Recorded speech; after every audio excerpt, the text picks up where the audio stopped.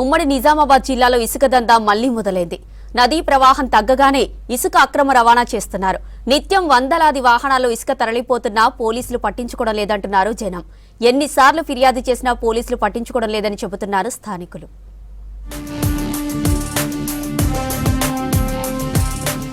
నిజామాబాద్ జిల్లా బోధన పరిధిలో మంజీరా పరివాహక ప్రాంతాల నుంచి ఇసుక తరలిస్తున్నారు అక్రమార్కులు.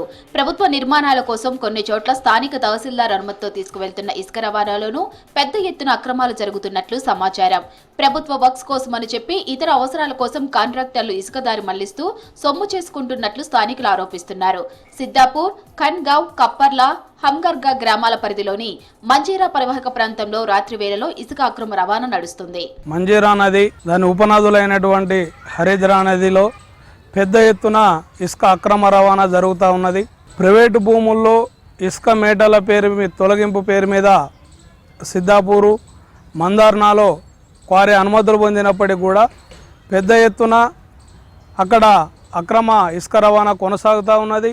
ప్రభుత్వ పనులకు మాత్రమే ఇసుక తరలించాలని చెప్పేసి నిబంధనలు ఉన్నప్పటికీ కూడా అటువంటి పద్ధతిలో జరగట్లేదు. ఈ కండగాం కావచ్చు, బిగ్నెల్లి కావచ్చు, సిద్దాపూర్ కావచ్చు, పెగడపల్లి కావచ్చు, మందార్నా నుంచి, హున్సా నుంచి పెద్ద ఎత్తున రోజుకు వందల సంఖ్యలో ట్రాక్టర్లు, టిప్పర్లలో బోధన్, నిజామాబాద్, హైదరాబాద్ దాకా అక్రమ ఇసుక రవాణా కొనసాగుతూ ఉన్నది. ఇంత అక్రమంగా లక్షలాది రూపాయల ఇసుకను అక్రమంగా రవాణా చేస్తున్నా కానీ ఈ యొక్క ఆఫీసర్లు కానీ ఎటువంటి చర్యలు తీసుకుంటలేరు. ఎవరన్నా ఈ యొక్క అక్రమ రవాణా మీద ఫిర్యాదు చేసి ప్రమాదాలు జరుగుతున్నప్పుడు ఫిర్యాదు చేస్తే వారిపైన దాడి చేయడం కానీ, వాళ్ళని బెదిరించడం కానీ ఇటువంటి సంఘటనలు చాలా జరుగుతున్నాయి. కాబట్టి దయచేసి ఈ యొక్క అక్రమమైనటువంటి ఇసుక నిల్వలు ఎక్కడెక్కడైతే ప్రాంతాలలో డంపు చేసి ఉన్నాయో ఈ యొక్క అక్రమ ఇసుకను డంపులను స్వాధీనం చేసుకొని వేలంపాట వేసేసి ఈ యొక్క అక్రమ ఇసుక రవాణాను అరికట్టవలసిన పరిస్థితి ఉందని చెప్పని. మంజీరా పరివాహక ప్రాంతాల్లో ప్రస్తుతం నీటి ప్రవాహం లేకపోవడంతో ఇసుక తోడుకోవటం ఈజీ అయింది. ఇక్కడి నుంచి మెదక్, హైదరాబాద్, మహబూబ్ నగర్, నల్గొండ, నిజామాబాద్ ప్రాంతాలకు ఇసుక సప్లై చేస్తున్నారు. మైనింగ్ అధికారులకు, స్థానిక రెవెన్యూ అధికారులకు పెద్ద ఎత్తున మామూలు ముట్టడంతోనే పట్టించుకోవడం లేదని స్థానికులు విమర్శిస్తున్నారు. పోలీసులు కూడా దగ్గరుండి ఇసుక లారీలను పంపుతున్నారనే ఆరోపణలు బలంగా ఉన్నాయి. ఒక వే బిల్ తీసుకొని అదే వే బిల్లుతో 100 ట్రిప్పులు కొట్టిస్తున్నా అధికారులు పట్టించుకోవట్లేదు.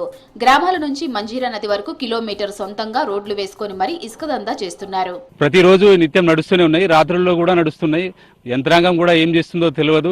ఒక బండ్లు నడుస్తున్నాయని వే బిల్లు ఇచ్చినాము, మేము బండ్లు నడుస్తున్నాయని చెప్తున్నారు. ఒక వెయిట్ చేయడానికి ఒక కాటా లేదు. మరి అదేవిధంగా ఎన్ని బండ్లు పోతున్నాయి ఎంక్వైరీకి ఇంకొక లేదు. ఒక్కొక్క ఊర్లో 10 డోజర్లు ఉన్నాయి. వాటిని ఎందుకు తీసుకొచ్చారు? ఈరోజు ఆర్టీఓ ఆఫీసర్లు ఏం చేస్తున్నారు?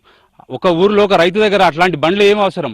ఆ బండ్లు ఒక్కొక్కటి దగ్గర ఇన్ని టిప్పర్లు ఎందుకు? ఈ టిప్పర్లన్నీ ఏం పని చేస్తాయి? వాటి గురించి కూడా ఎంక్వైరీ చేయాలి. పర్మిషన్ ఉన్న ఒక బండి పర్మిషన్ తీసుకుంటారు, మిగతా బండ్లన్నీ వేరే దగ్గర రాత్రి కూడా డంపు చేస్తే అవన్నీ నింపి పంపిస్తూ ఉంటారు. ప్రభుత్వం ఇళ్లకు అనుమతి ఇచ్చి ఇసుకకు ఎలాంటి దొంగతనాలు జరగకుండా, పక్కడబందీగా మేము అవినీతి జరగకుండా చూస్తామని అన్నారు. కానీ ఈ మా ఖండాం గ్రామంలో ఈ విధంగా ఇసుక పర్మిషన్ ఇవ్వడం సరికాదని, అదేవిధంగా చుట్టుపక్కల ఉన్న రైతులందరూ కూడా వాళ్ళ బోర్లకు నీళ్లు కూడా సరిగా రావడం లేదు. నీళ్లు అనేది తగ్గుతూ ఉంది. ఎందుకంటే పరిమితికి మించి కూడా వీళ్ళకు పర్మిషన్ ఒక 50 టిప్పర్లు ఇస్తే వీళ్ళు ఎక్కువ టిప్పర్లు మోతాదులో కొట్టుకోవడం జరుగుతుంది.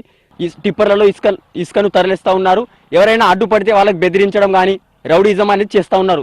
అక్రమంగా తరలించిన ఇసుకను తమకు అనుకూలంగా ఉన్న ప్రాంతంలో డంప్ చేసి ఎక్కువ ధరకు అమ్ముకుంటున్నారు వ్యాపారులు. రవాణా కోసం భారీ వాహనాలు తిరుగుతూ ఉండటంతో రోడ్లన్నీ ధ్వంసమవుతున్నాయి.